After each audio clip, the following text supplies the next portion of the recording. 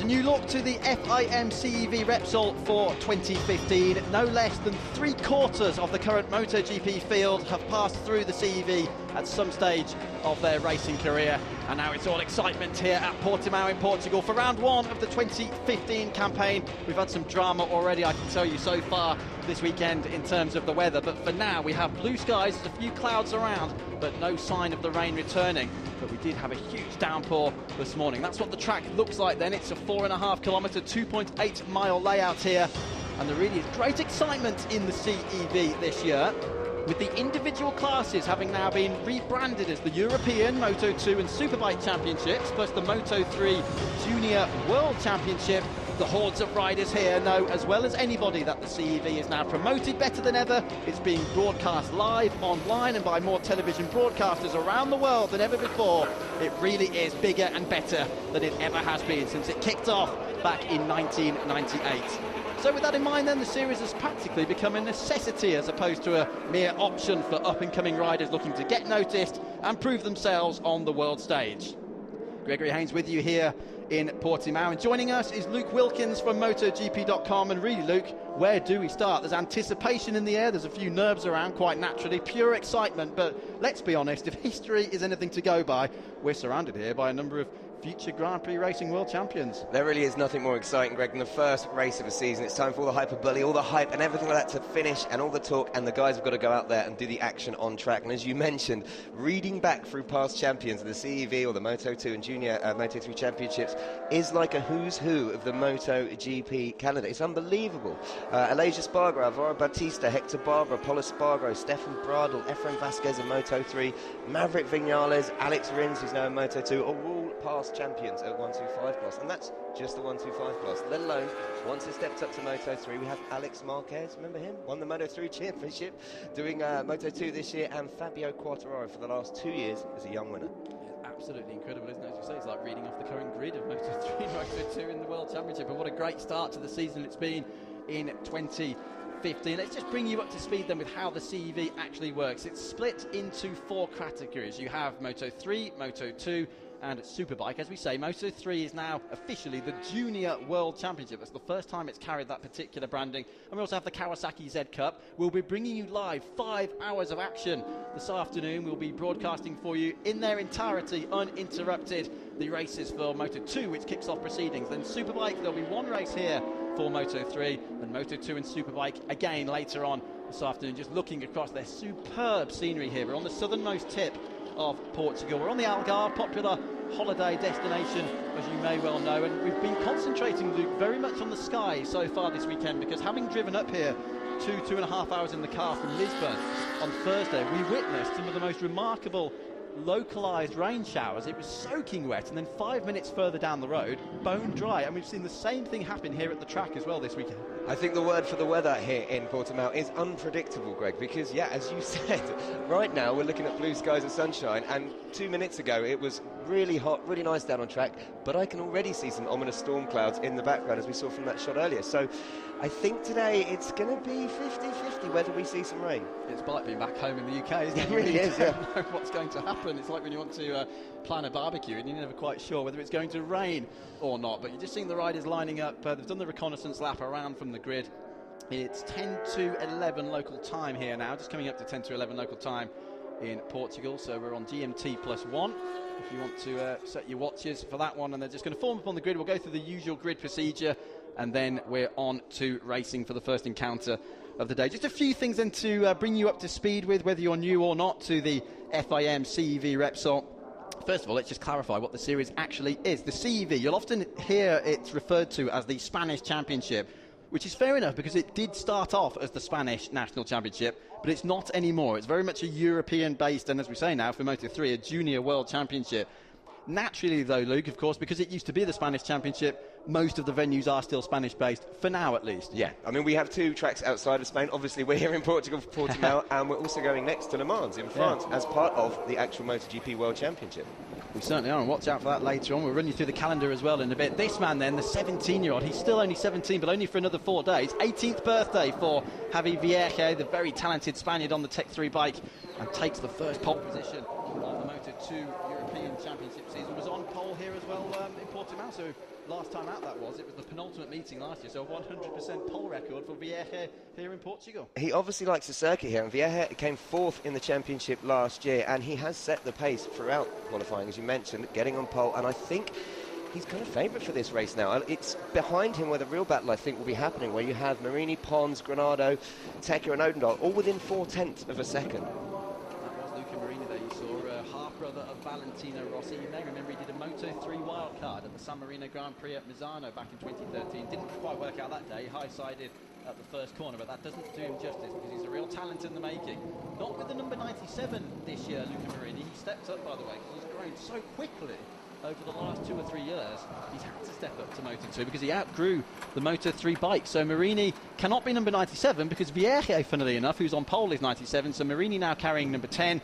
And this is Edgar Pons. This is one of 2 brothers of Axel Pons, who you may know, of course, one of Cito's sons, Axel racing in the World Championship. And Edgar here lining up on the first row of the grid. And a good record here for him as well. He won the first race last year. And as you see, it's a Progenus Amaryllis HP40 bike, the same team that does compete in the Moto2 World Championship, as you mentioned, with Pons and with Rins. And you know, you'll see a lot of the teams here are similar to the ones in the Moto2 World Championship because they actually use this series to develop the chassis, develop the bike, and also develop their young, talented riders. Remember, the point system is exactly the same as it is in the World Championships, so 25 for the victory, 20 for second, 16 for third, and then you go all the way down to 15 points on that final point. Eric Granado, he's a known face as well from the last few years in the World Championship, the Brazilian from Sao Paulo. He'll line up then at the start of the second row in 4th position, the number 51, as you can see, popular character in the paddock. And watch out for Granado. It has been a bit of a difficult time, hasn't it, of late. He's had some struggles in the World Championship. You may remember he's ridden for JAR, for Aspar, for the Calvo team last year, and finished down in 31st place with just 2 points on the board. It was a difficult year, Luke, in 2014, but as you can see here, he's a very strong rider. He's qualified 4th on the grid. Yeah, he's obviously got the talent. And I think one of the big problems for people going up to the Moto2 World Championship was changing the tyres, obviously moving on to Dunlops. And this year, a big change to the Moto2 European Championship and also the Junior Moto3 World Championship is that they're both racing on Dunlops, which means the transition to the World Championship from this series should be a lot easier. And that's been stressed, really, hasn't it, by some of the struggles at the reigning champion, and he clinched the title right here at Portimao last year. Jesko Raffin has been suffering. He clinched the title here. He had a really strong season in Moto2 in the CEV, but as you say, he's had to adapt to the Dunlop tyres, having switched from Michelin. And it's reflected, isn't it, if you compare somebody like Fabio Quartararo in Moto3, Raffin in Moto2, there have been struggles with the tyres. Well, look at the difference. Fabio Quartararo became the 6th youngest ever podium finisher in Austin, taking 2nd place, having made the step up and adjusted to the class brilliantly, while Raffin hasn't finished above 24th yet this season in Moto2. Yeah, and that doesn't really reflect his talent because he's an absolute talent, is Jesko Raffin. This is Alan Tescher then. It didn't go that well for him last year here. He was up there in the second race, but was down in the gravel at the second corner of the first race. The number 89 from Cannes on the south coast of France, finished 6th overall in the class, on the podium 4 times actually on the Tech 3 bike last year, and you'll know him as well if you've been watching the World Championship closely over the last few years. He's done a few performances there. Watch out then for Tescher, and further back just behind him, so they're 5th and 6th on the grid, this is Stephen Odendaal. And really, I don't know what the guy had to do to get a break here last year, Luke. He set the fastest lap in both races, 2 for Moto2. Was right up there. Suspension broke in the first race and he had to pull off. He was lucky not to be hurt. Let's hope he has a bit more luck this time round. And he is fresh, obviously, from Argentina at Moto2, where he was filling in for the injured Axel Pons. Absolutely. So he's travelled across from South America to Europe. So a pretty busy week, it has to be said, for Steve Odendaal there, who'll line up 6th on the grid. We're just making our way down the grid, and this is another familiar face, Tetsuta Nagashima. You may remember, had a horrible crash at Silverstone in the World Championship last year. The list of injuries is unbelievable. I know you've had a few sporting injuries in your time, Luke, but I mean, he did in his right shoulder, his hip, his leg, tibia and fibia were all broken. It was amazing. He was back in action later on in the 2014 season, and good to see Nagashima 7th on the grid. But keep your eyes peeled on those skies. As you can see, it's quite hilly around here at Portimao. As I said earlier on, it's the southernmost tip of Portugal. We're not far, of course, from the Atlantic coastline, and you can tell that sometimes, the way the weather makes its way in. And I think something we have to talk about here is we've touched on before, but the elevation on the circuit is unbelievable. It's my first time here at Portimao, and when you get here and stand down at turn 5 by the VIP tower and you realise how big the drops are and the elevation changes are, and as you say, turn 10, 11, where they just disappear off into the horizon, it's a huge thing that you don't see at many modern circuits nowadays. And like Austin, where the MotoGP calendar was, sorry, the championship was at a couple of weeks ago, where it's man-made, a lot of the elevation changes. Here, it's natural and follows the contour of the land. Yeah, I love that. That's one thing I personally dislike about a lot of modern-day circuits. My personal opinion is that they're just very flat, aren't they? And yeah. It really does. Some of them lack a bit of character, but Portimao has character by the bucketful. Talking of calendars, then, it's an 8-round championship for the CEV in 2015. We're here in Portimao at the moment. Then it's Le Mans, but that's just for the Moto3 runners. Then we're off to Barcelona, Aragon, Albacete, Navarra in October, and then 2 at the end of the season in November. We'll have Jerez, and Valencia will close proceedings on the 15th of November. This is the Andorra rider who's actually, it's funny, isn't it? He's sponsored his Xavi Gardeas by Andorra, and obviously from Andorra as well. He's sponsored by his own principality. That's always a nice way to go, actually. His promo racing team, as you say, hailing from Andorra. He himself hailing from Andorra, and their main sponsor from Andorra. I didn't know Andorra was that big. Yeah, obviously is. Actually, yeah, it's funny, there was a World Superbike round of Andorra once, but it was actually in Jerez. So that was a rather bit of a useless piece of trivia for you there. Now, this is Miguel Pons on the 77 machine. He's not actually related to Axel Pons, Cito Pons, or Edgar Pons, is he? Correct. Right. We had to get that one in because a lot of people think he is. Yeah, that's true. Easily done, of course. Miguel Pons, and yeah, he's from Mallorca, actually, and was 12th in the standings last year on the InMoTec bike. So he's lining up 10th on the grid.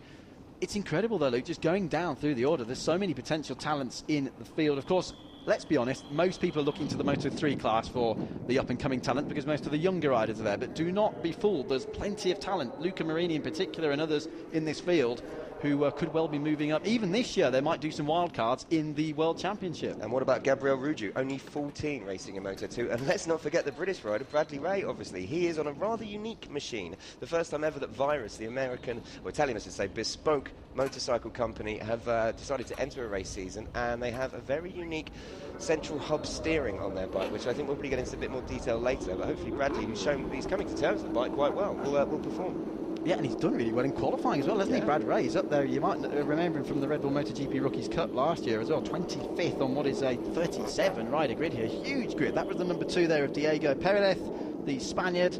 And don't forget, in this field, everybody is now on Dunlop tyres. We've talked about it already, but they were on Michelin here in Moto2 in the CV last year. Dunlop for 2015. So here we go then. This is how they line up for your first Moto2 CV grid of the 2015 season. Xavi Vierge, he is on pole position, second time from 2 meetings here. Then it's Marini, half-brother of Valentino Rossi. Edgar Pons up there on the first row. Then it's Granada, Tesche, Odendahl went very well here last year, despite some problems. Nagashima, Medeiros and Cardelas on the third row. Mikel Pons we've just seen. Then it's Stefan Frassard, the Swiss rider. Look at all these nationalities. You've got Nick Varsel in there as well, who's from Austria.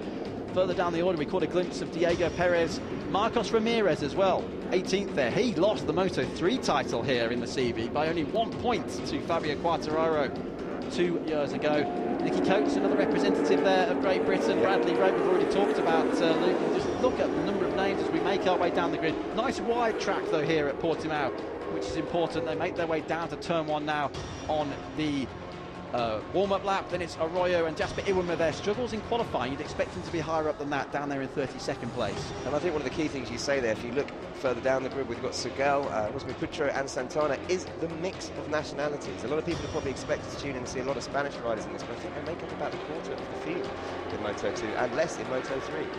I noticed Federico Fellini was missing there from the grid graphics. He should be lining up in 33rd place. Maybe there's been a problem, though, for the Italian. We'll keep a close eye on that. Let's just talk you around in this Portimao track. It's a stunning track. It was put together by Portimao Architects, as they were known, a local company based not too far from here. It was put together and finished in 2008. We had a bit of Formula 1 testing here for the car racing. World Series by Renault did some races as well. This is the hairpin over at turn 5. They used the shorter loop for the bikes. There's a big bump in the middle of that corner. Then it's through 6. Now we're up to the right-handers of 7 and 8. And as you mentioned before, this is where the elevation is particularly dramatic on the exit of turn 8, which is where they're coming through now. And it's always a way with the TV cameras, they can't quite get across how big the elevation changes are. You can see there as they come over the crest of the hill just how much of a drop it is down into, I think it's turn 10, is it not? Yeah, certainly is. Down through 9, the Craig Jones corner, then up to 10. Here's 10, as you say, the Portimao corner. Double right-handers of 10 and 11, and then they drop down again. It's like a roller coaster ride. It's like Alton Towers down here, from 11 into the 4th sector, turn 12, and it's left, left, left, all the way around to 13. When you watch them, Luke, from the media centre here, which is based not far from our commentary box, which incidentally is just at the top, well, about halfway down this very long main straight, but when you watch them from the media centre, they just disappear over the brow of the hill. It's like they're hovering along the horizon, down the dip, and they're out of sight. It's like they've gone off on the edge of a cliff, isn't it? As you say, you just don't see them for a while, and they come back into view. And this final corner, I absolutely love. And you're coming through 14, the right-hander, into turn 15. It's just kind of, it's just getting on the power and on the power as you make that onto the obviously the home straight, and it's an incredible final corner. Don't forget to follow the CEV on Twitter as well, on the social networks, CEV Motorcycle, for all of the latest updates and results. They'll be posted on there across the day here from Portimao. We are all set to go then for the CEV in 2015. There's always excitement, of course, at the start of a new season, but this year in particular, with the rebranding of the series, in this case the European Moto2 Championship, there's so much excitement, and you can feel the tension rising now. There's Marini on the right-hand side of your picture, number 10, half-brother of Valentino Rossi. In the middle of the screen is the 89, that's Alan Tesher. Let's hope he gets through the first 2 corners clearly this year. He did not do that in the first race here last year. And on the left-hand side is Edgar Pons, brother of Axel, son of Cito. So we are waiting there. Got the red flag at the front, we'll get the green flag at the back once the grid is clear. The last rider's putting into position there. That was Stefan Frossard on the 42 Suter. There is your pulse, it's Javi Vierge. And the lights are about to come on before they come off to signal the start of the 2015 Moto2 European Championship. There's the green flag at the back. The lights top left of your picture. Should be a relatively short hole between 2.5 and 5 seconds. The 2015 Moto2 European Championship is underway. Superb start down the right-hand side already, and they're side by side down into the first corner. Vierge tips it in and does hold the lead from pole position. The 2 Pons riders are second and third. That's Marini and Pons. They're away cleanly, but hold your breath. Will they all get through the second corner without troubles? It's good so far. Great start there for Pons. Marini had some trouble actually wheeling off the line, not getting the power down properly, and has dropped back behind his teammate. Well, good news, they're all through cleanly as they move uphill for the first time from 3 and 4. Now we're going down to the left-hander of the turn 5 hairpin, the VIP tower, the huge building in the middle of the corners. It's Vierge still leading the way. Then the 2 Pons riders. There's a big bump here in the middle of the corner. A few cutting through. Will there be any contact? Oh, it's very tight. Yeah, absolutely. Is that the Malaysian rider, I believe, isn't it? Parry, who's running wide there. Or Rossi, I should say. Apologies. Ramdan Rossi was running wide there on the outside. But look at how these 2 Pons riders might be able to work together and gang up on Xavier Vierge at the front of the pack. As it is, Vierge and Marini and Pons made a bit of a gap already for Granado in 4th place. The Habit's a huge gap. They stream over the hill for the first time, down towards the Jones corner at turn 9, and you're absolutely right, Luke. They're backing their way up to Portimao corner, but they're really pulling away those top 3. They were quick in qualifying, and they're looking good in the race. But look at this already. Vierge going so defensive down to the left-hander of turn 12. 17 laps to go of this, and there's still a long way to go in this race. And I think you can see already the Virginis Amaryllis HT40 bikes putting the pressure on Vierge at the front, and as you said, he took a sweeping line putting out right there to make sure no one could undercut him in that corner. So Vierge still with the advantage. I have to say, very good job everybody. It's very, very clean, isn't it, so far? They make their way around. Odendaal running there on the red bike. Very strong start for the South African rider, but as I say, long way to go. It's 78 kilometres, just under 50 miles of racing here, and it's the first of 2, so don't forget, they need to be careful. They don't want to damage the bikes. There's a second race coming up later, and look at this, practically 3 abreast as we come through to start the second of the 17 laps. And that is Pons on the brakes down into turn 1, taking the lead of the Moto2 Championship at the end of the first lap. Brilliant work from Pons there. He's hoping, I should imagine, his teammate that he's going to take advantage of it as well. Vierge will be disappointed after dominating by over half a second in qualifying that he couldn't break these guys in the first lap. It's been very difficult so far this weekend to read into race pace because we've had a few rain showers. The weather's been very, very strange, hasn't it? With a few showers and a few drops on the circuit. It's been difficult. And look at that! Yeah, coming up on the inside. He's no control. He might run wide there, though. Yes, and he does. And Pons takes advantage of that. He was never going to get that bike stopped coming into that corner. That's exactly what we were talking about, wasn't it, on the warm-up lap? There's a huge bump there on the apex of turn 5. He hit that bump, sailed out wide. How he kept it on the island, I'm not quite sure. But as you can see, Pons has pulled out a lovely gap now. This is the jump, as we like to call it. The front wheel does lift off the ground. There it goes. That's Pons over the crest down to turn 9. And look what's happened now. Vierge, after that huge moment, is dropping into the clutches of Marini. But not just Marini, Odendaal and Medina are in there as well. And Odendaal making a great start, obviously coming up from 6th on the grid. He's now moved into 4th, and he's looking like he's threatening all over the back of Marini. Not such a great start for Granado, by the way. He started 4th on the grid, he's dropped down to 7th. So ending the first lap, it was Vierge in the lead, but it's obviously now Pons from Vierge, then it's Marini in 3rd, Odendaal, Medina, Nagashima is 6th, Granado 7th from Tesha, Mikel Pons is 9th, then it's Bertin, Eki, Cardelas.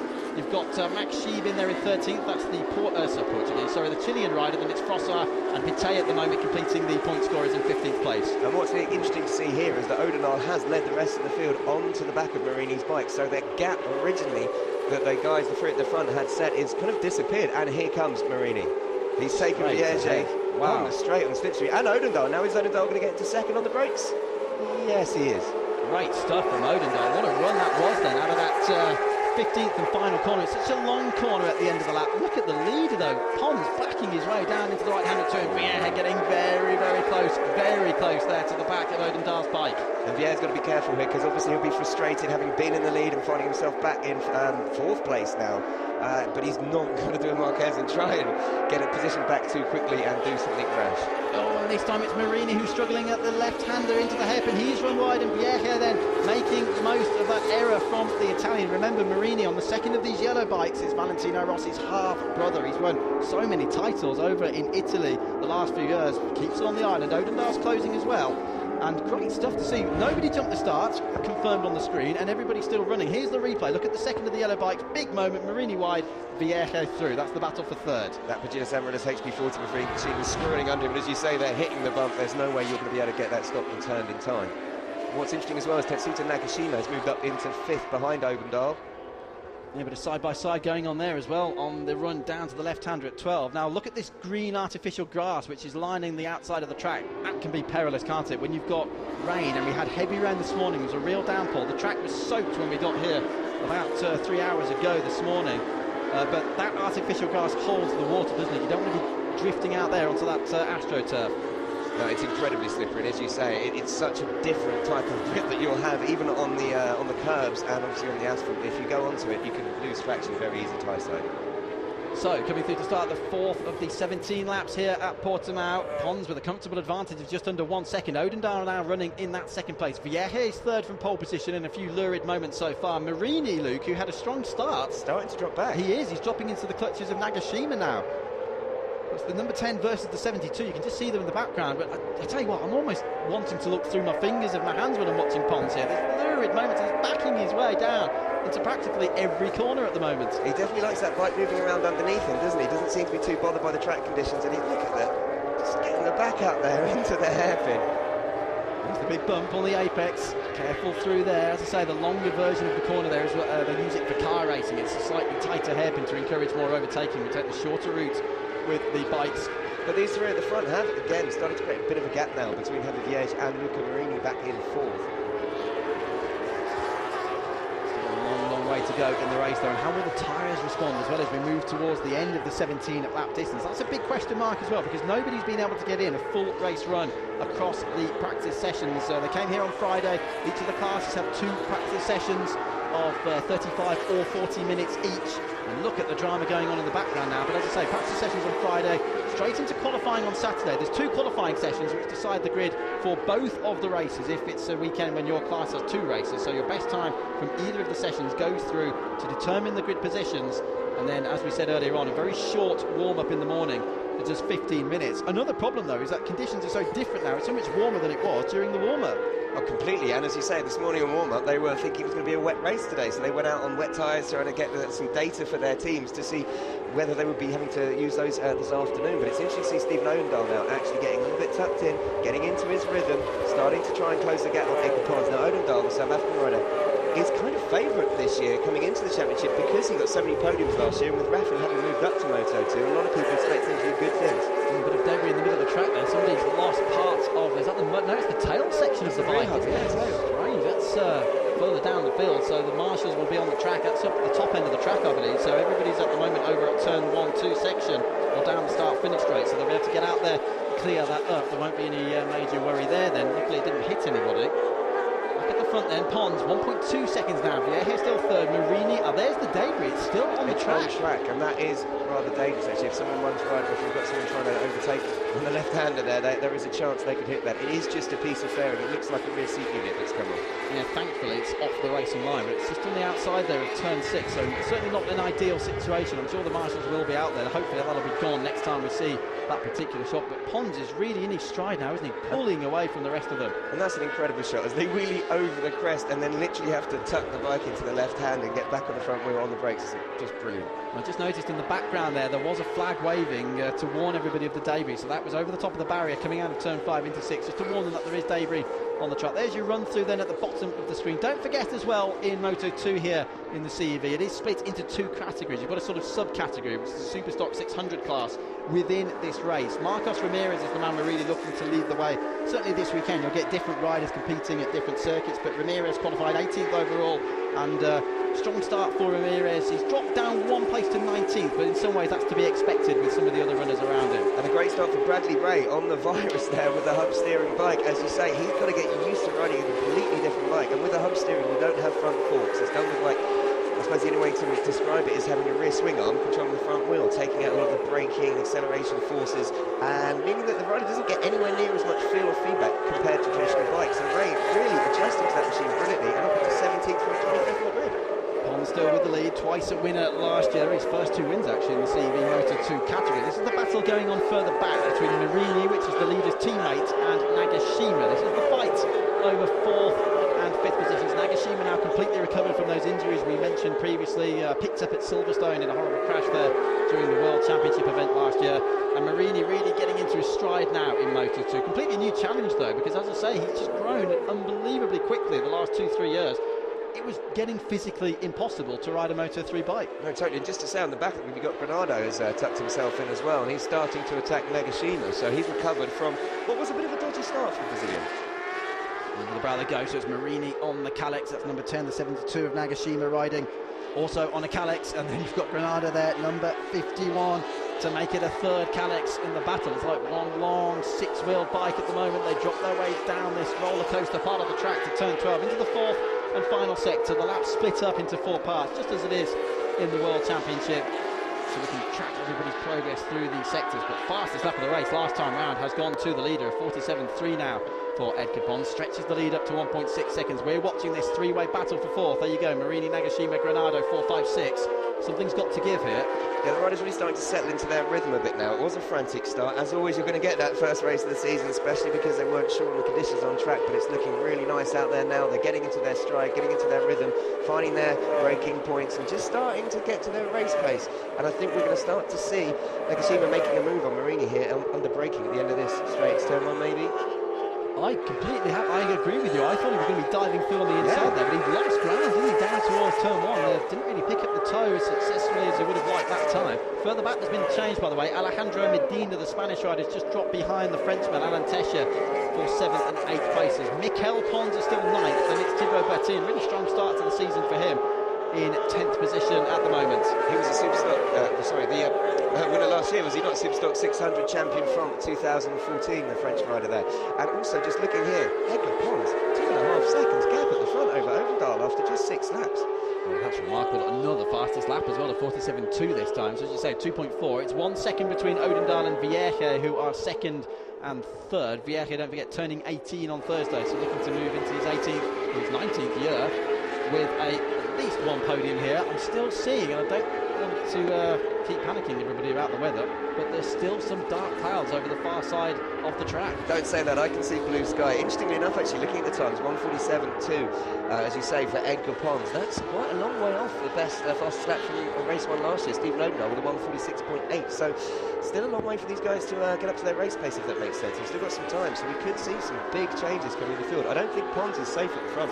And look at that battle going on. Marini going very, very defensive now. Nagashima right with him, so he's seen what he's done last time. He's going to have to follow him all the way around this really, really long turn 15 at the end of the lap. Pit lane entrance there on their right-hand side. Dropping back a little bit there is Granado on the white bike, but look how close Nagashima is to the back of Marini this time. I actually think Granado might have just thought, I'm going to drop back a little bit, because these guys are really getting close to touching, so he might try and take advantage of that, and they will slow each other up as they are battling for positions. So just watch Granado biding his time, and I think you might see him come on strong in the next couple of laps and decide that he's time for him to make his move. And it will be half race distance halfway around this lap, and I was just about to say it because I'm looking at the timing screen. Look at this. This is the battle for second place. Odendaal and the pole sitter Vieja, who ran out wide earlier, lost some ground. That was in 1 second, what, one lap ago. It's now down to only 0.3 of a second. There's Edgar Pons in the lead. Is Odendaal experiencing problems once more? Have you given the commentator's curse by saying he doesn't have the luck around it? Because he does seem to have had an alarming drop in pace.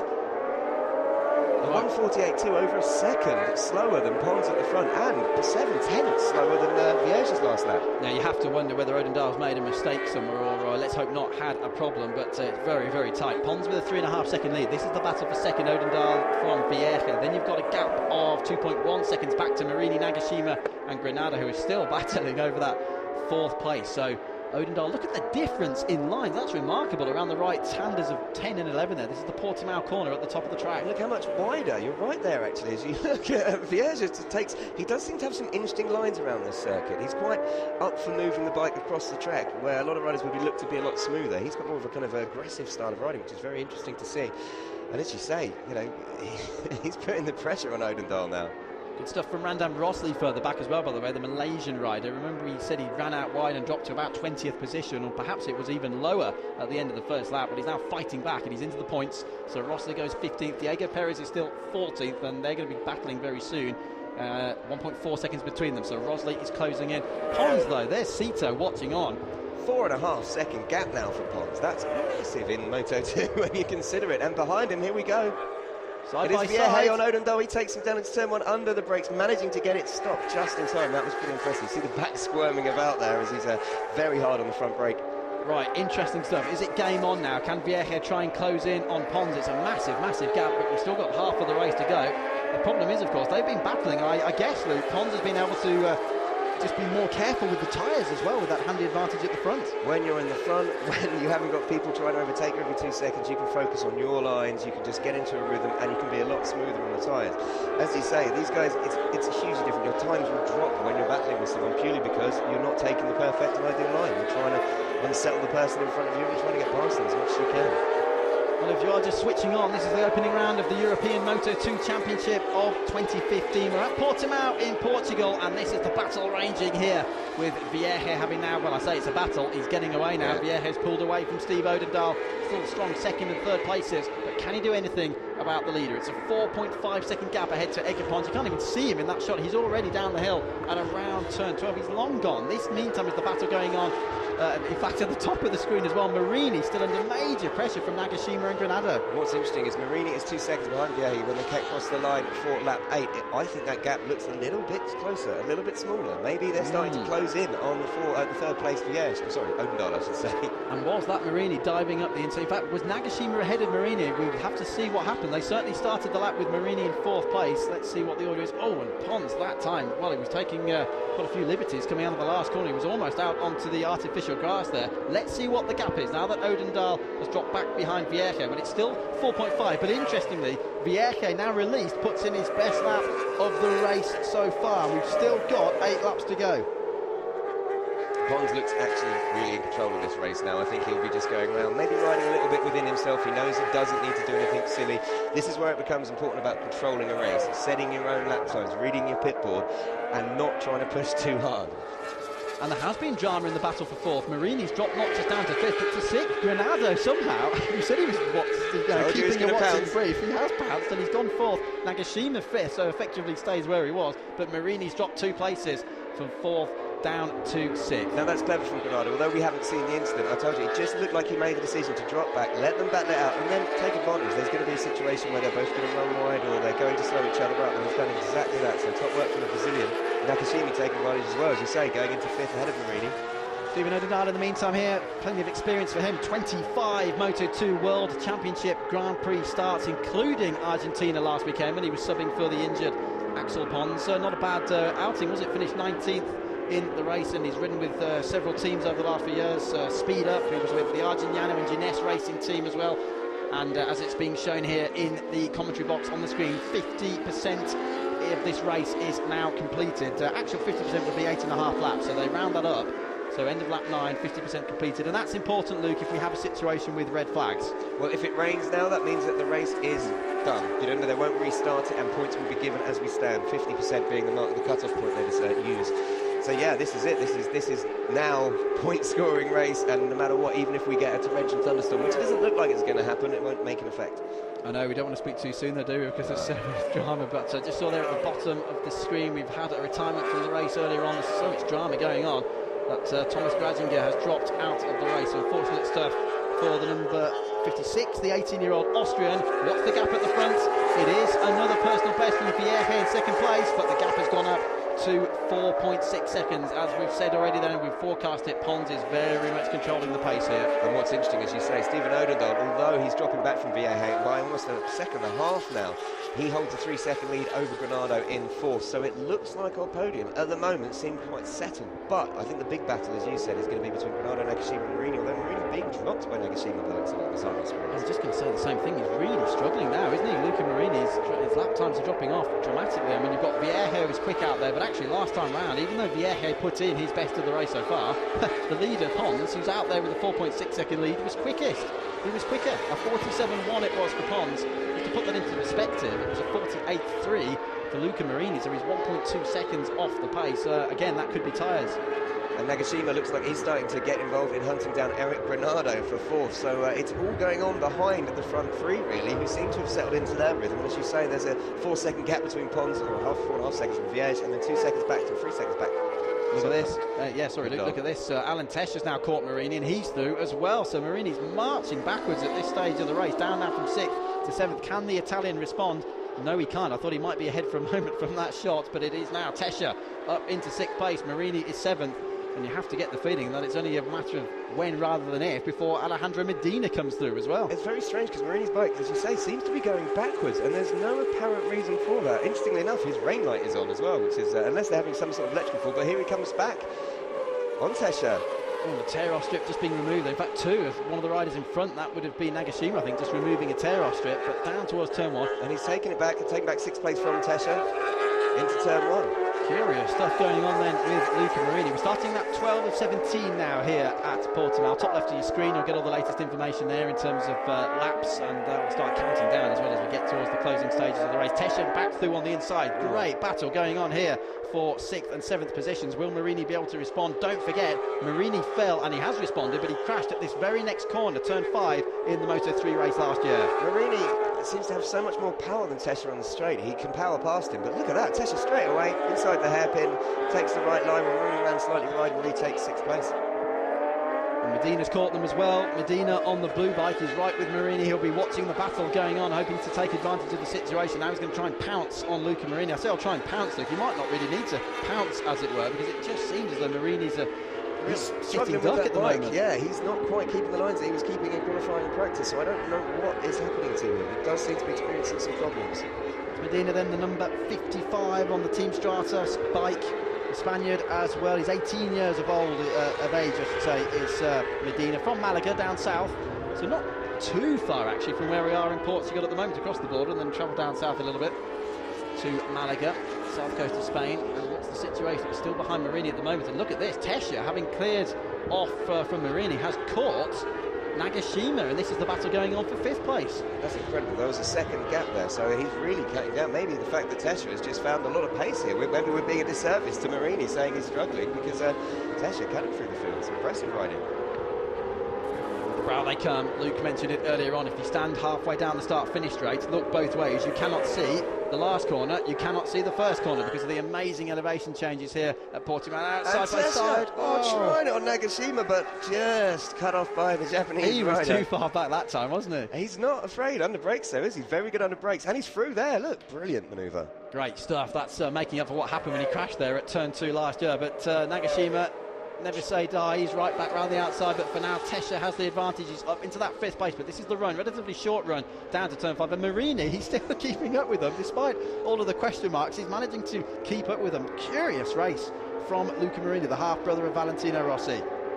Tesha looking to clear off from Nagashima, and if Nagashima is going to drop back into Marini's grasp, that would do him a favour. Maybe Tesha fancies his chances of getting after Granado. There's only got 2 seconds separating them, 2.5 seconds, so it's with 4 or 5 laps still to go. It's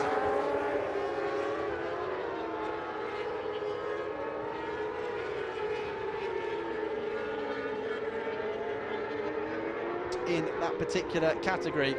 And watch out then for Ramirez. So he wouldn't score points in the actual championship, but he would score 25 points in the stock 600 category. And this is the battle still ranging. This is remarkable. You're seeing here with Granado having disappeared. This is 5, 6, 7 and 8 all locked together. What's happening further back? Mikel Pons is still ninth from Cardeluz. That's the Andorran rider. Bertin is 11th. Then it's Sheb, who's from Chile. Diego Perez is 13th from Eki.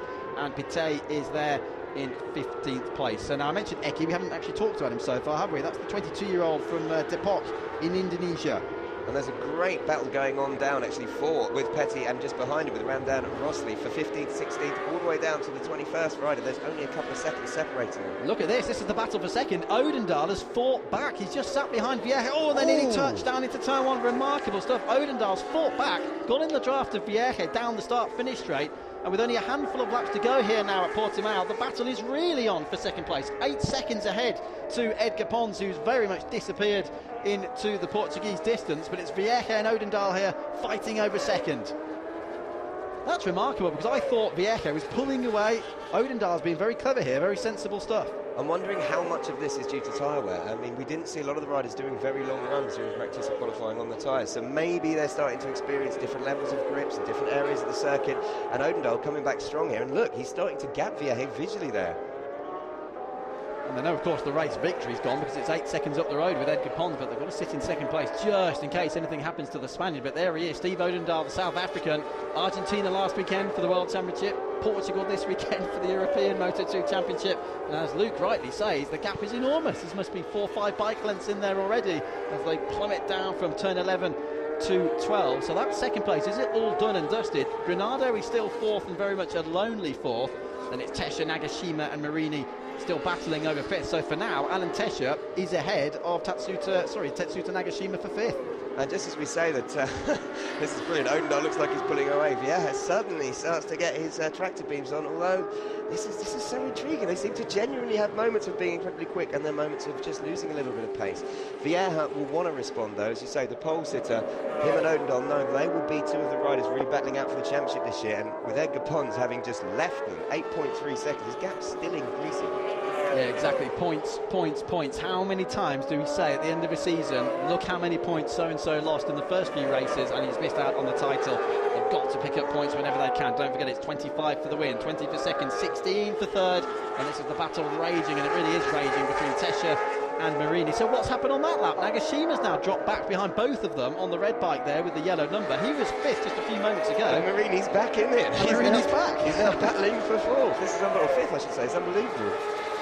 I don't know whether he's just been nursing the tyres, perhaps, Luke, and dropped back slightly, but it's the way he dropped back. He was almost too far behind at one stage. He was almost passed by Medina. Medina's now dropped back himself. He's half a second further back from Nagashima in 8th place, and there's your confirmation. Battle for 5th between these 4 very talented riders, all very different backgrounds. Tesha is from France, Marini from Italy, Nagashima's come all the way from Japan, and then Medina there, the Spaniard, the number 55. Currently running around in 8th place from Malaga. We talked about the tyre wear. Something to take into account is it's actually really hot out there now. We have got bright sunshine. While there are clouds about, the last 2 days there has been very grey skies, so we haven't had direct sunshine on the track. So I imagine track temperature is starting to rise, and as you say, affecting grip levels differently for each rider. Let's just compare the lines as well. Down the hill, Marini's charging again. He's almost suddenly thought to himself, actually, 5th place could be on here, and he's going to try and take those 11 points for 5th position. Tesha holds that position, if I can get my words out for now. And Nagashima is actually dropping back into the grasp of Medina on the blue bike there. Yeah, look at them, here they are. That's the fight going on for 7th and 8th spots. Marini, look how the front end of Marini's bike dips as he gets down, tipping it right into turn 15 at the end of the lap. The leader, by the way, has come through. Edgar Pons to start the penultimate run, but here you go. Marini on the left. And he's gone past. That's unbelievable. He's got like Tesha, almost if he was standing still coming out of that corner. Managing to get the power down a lot easier. Watch Tesha try and come back under braking, but there's no ways. Yeah, that was huge. He obviously has a big power advantage, but Tesha is better on the brakes by the looks of it, and through the corner, so this could be interesting. You see the Pata sponsorship there on the side of Marini's yellow bike. Look how Tesha closes out of turn 2. Will he try and dive up the inside of 3? It can be a passing opportunity, not quite that time. It's going to be the run to turn 5, but sponsored by Pata is Marini, and that's one of the brands from Holland which carried him through the Italian Championship as well over the last few years. Now watch the bump on the apex. There it is. Marini dips down. This is where he ran wide earlier on. He's got 1.5 laps left, and it's going to be defensive all the way by the looks of it. Well, Tesha seriously does seem to close on him every time they're coming into corner. Look, he's getting right on his back wheel at points, and then Marini just pulls away when he gets on the gas. Tesha again closing it up to within about 2 metres between the bikes. And watch Marini pull away on the small straight over the crest. You can almost sense that Nagashima's sitting there in 7th, just thinking, oh, you two run into each other if you want to. I'll pick up the pieces. Nagashima, there he is on the red bike in the background, has dropped back now by some, well, almost a full second, would you believe? They were all locked together just a few moments ago. This is by no means over yet. Tesha chasing Marini for this 5th position. Granado will only 4th. Xavi Vieja, who started on pole, is 3rd, but was only 0.2 of a second behind Odendaal as they started this penultimate lap. And somebody's slowing up. Is that just a back marker, I think, moving out of the way? Yes, it is. So this is going to get very close now with the back marker on the inside there. Marini locked together with Tesha, who's trying to take advantage of that incident there. And that was Abian Santana, one of the Superstock 600 riders, number 85, the 23-year-old Spaniard from Gran Canaria there, the back marker. Yeah, four of the Stock 600 riders in the field at the moment. As we said earlier on, there'll be different Stock 600 riders as we move into different tracks because they can't all get to all of the rounds in the championship. On to the final lap of the race, and in the battle for second is still going on. Vieja has passed Odendaal, springing a surprise in the last few moments of this race. Can the South African respond? Now this could be very interesting as we come on to the last lap, because I think this is where we see a lot in the Moto2 World Championship, and I think we'll see a lot this season in the Moto2 European Championship. Riders taking risks on the last lap, especially chucking in on things like the last corner. So I don't think this is over, the battle between Odendaal and Vieja yet, and Vieja, although has pulled a few bike lengths on the South African rider. Tell you what is over there, unless something unbelievable happens on the last lap, is the battle for the lead, and it's been over for pretty much the whole race, hasn't it? Edgar Pons, who won the second race here in Moto2 last year, disappeared off into the distance, started 3rd on the grid, was up there in the battle for the lead right from the beginning, starts this final lap 9 seconds ahead of Steve Odendaal, who was 2nd when they started this 17th and final lap, and here he is. Like his teammate Marini, the rear safety light has been illuminated for most of the race. Just another back marker there ahead of him, clean out of the way. This is dominant stuff. This is threatening to say the very least. Well, he's definitely laid down a marker for the rest of the season, because he's literally gone out there, gapped them pretty much on the first lap and dominated, and he's controlled the race, and he was consistently lapping in the 147 when everyone else is in the 148. So I think you can say that Pons will be very confident after race 1, and his team will be very happy, especially seeing Marini having come back from a situation that didn't look great at one point. And the last corner it comes, and it's going to be a 2nd victory at Portimao, a 3rd in the CEV, and the first victory of the 2015 FIM CEV Repsol Moto2 European Championship season for Edgar Pons, who's won the battle for 2nd place. Vieja is ahead of Odendaal. He managed to keep him at bay on the last lap. Granado will only 4th, and Marini somehow holds off Tesha for 5th and 6th places. Thanks for the entertainment, though. That was remarkable. Brilliant stuff from those guys. Marini was always going to have him, you felt, on the power coming out of the final corner. Nagashima crosses the line in 7th ahead of Alejandro Medina in 8th.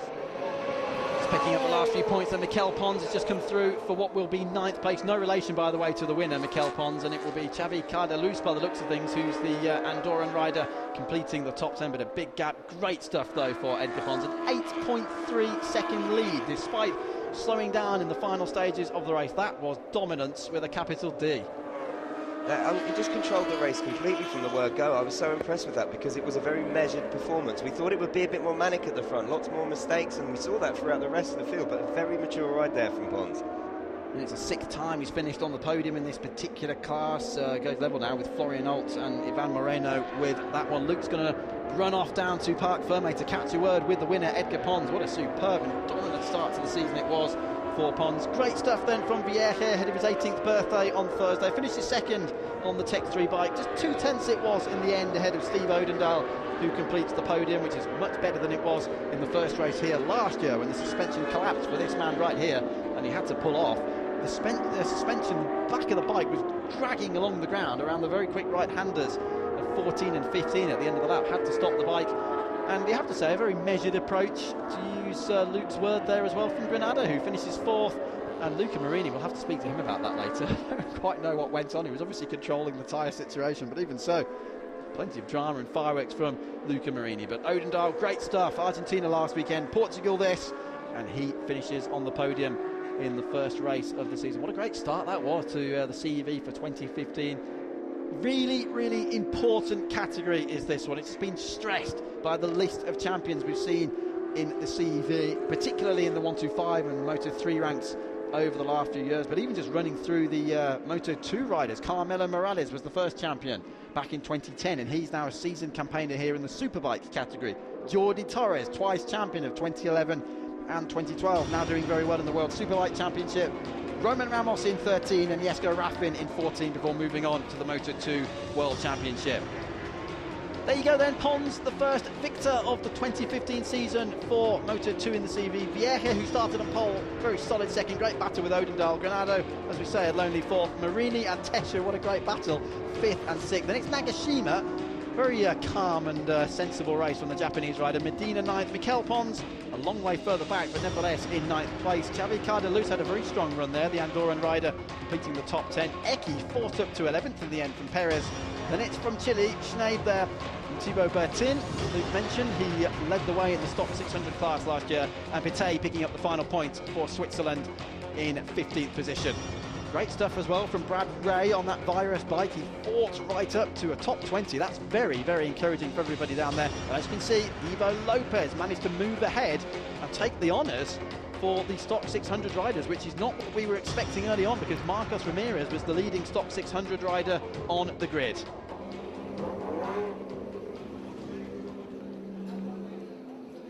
All comment down in Parc Fermé. Edgar Pons, first victory of the season for him.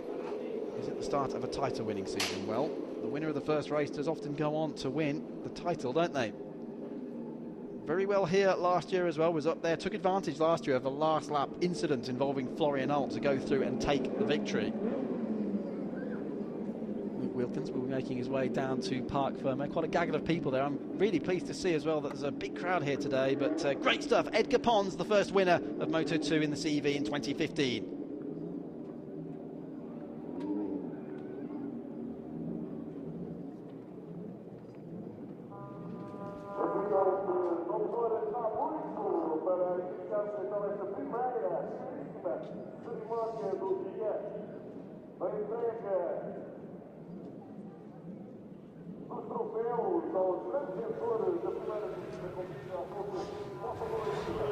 So Edgar, what a brilliant way to start the 2015 Moto2 European Championship season with a victory. You almost made it look easy at times.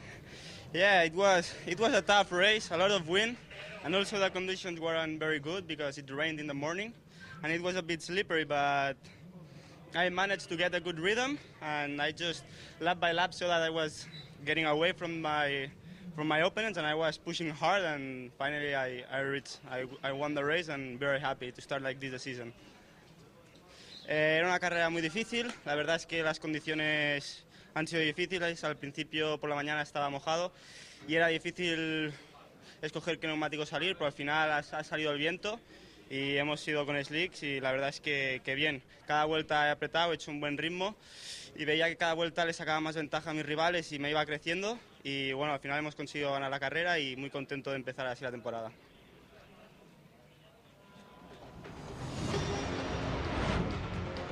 Brilliant stuff then from Edgar Pons, and he was right. We had so much rain earlier on today. It really was venturing into the unknown as we got to the 17-lap race itself. Here's how it all kicked off then, not that long ago.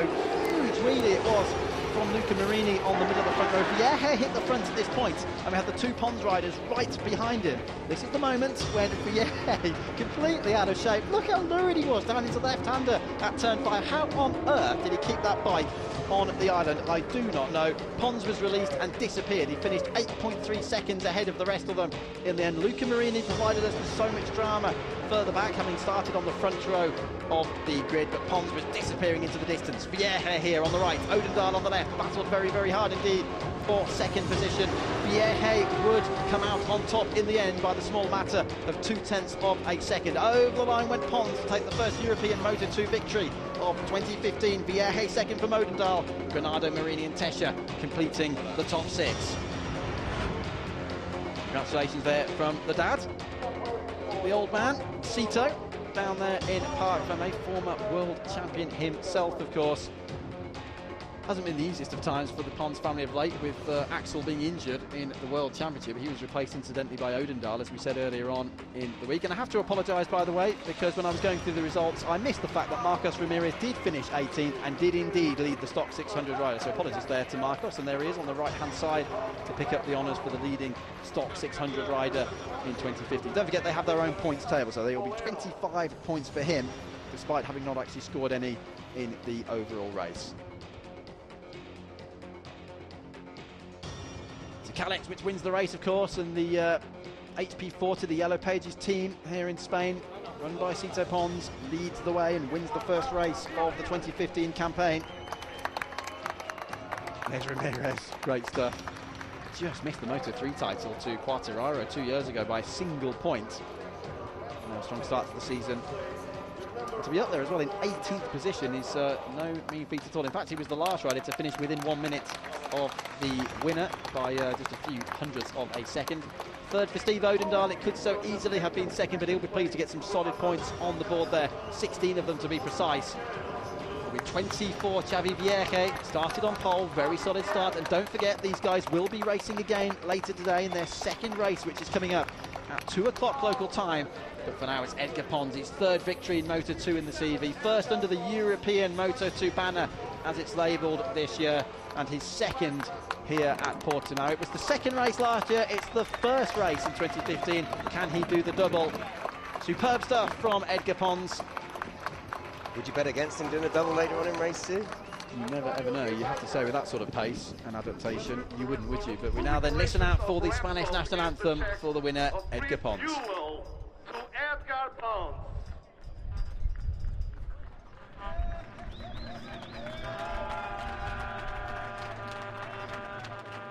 And now, ladies and gentlemen, please take a moment of silence to listen to the national anthem of Spain.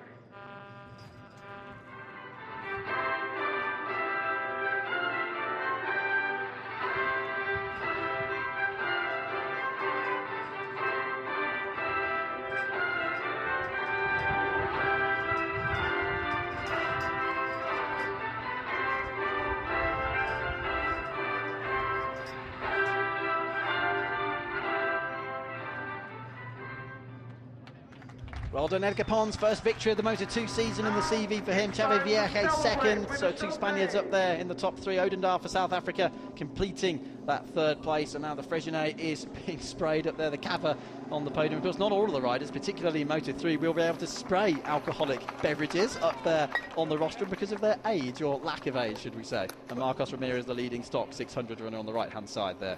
What an incredible start to the 2015 Moto2 European Championship. As you say, okay, Edgar Pons may have gone off and dominated and won by 8.3 seconds, but behind him the battle was intense. And as you look down the field, you say Bradley Ray crossed the line 20th place in the Virus. Not a bad debut in Moto2 on the new Virus machine for the British rider.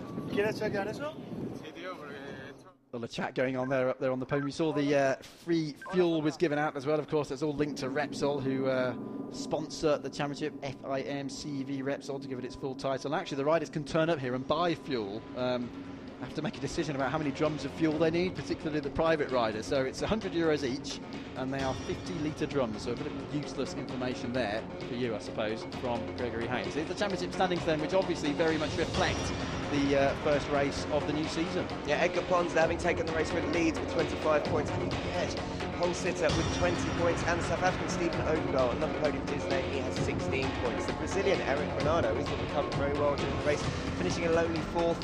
Luca Marini, Valentino Rossi's half-brother, in 5th. Alan Taka, the Frenchman, in 6th. Interesting as well, because Luca Marini actually headed the warm-up earlier on, but it just goes to show, doesn't it, with such a short warm-up and with the conditions having changed so much, it doesn't always go the way in the race as it can be suggested in the warm-up. Great stuff from Adrian Tay there, the Swiss rider, picking up the last point. And a shame as well for Rossley, who dropped down to 16th position, having been up there in the points, having fought back after a difficult first lap of the race. But a huge packed agenda coming up for you here this afternoon. We've had the first Moto2 race there, and what a race it was. Another 17 lap encounter coming up very soon indeed, just 15 minutes away. That's the first Superbike race of the season. Then we've got the Moto3 Junior World Championship, just the one race for them this weekend at 1 o'clock. Moto2 again at 2, and Superbike at 3 p.m. local time. We'll also have a Kawasaki Z Cup race. Won't be broadcasting that one, but that will be going on as well here. But we're bringing you full coverage of Moto2, Moto3 and Superbike here at Portimao. Great start then to the season in Moto2, and it's Edgar Pons who leads the championship after the first round at Portimao.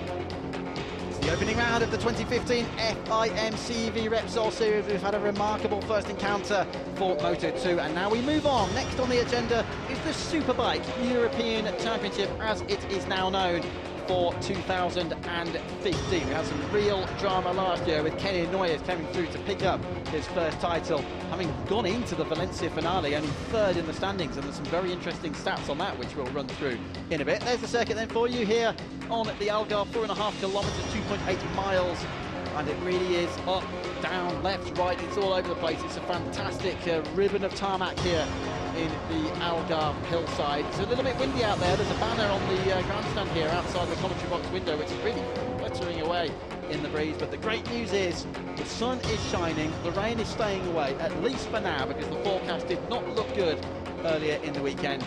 And we now move on then to the Superbike class. Gregory Haynes and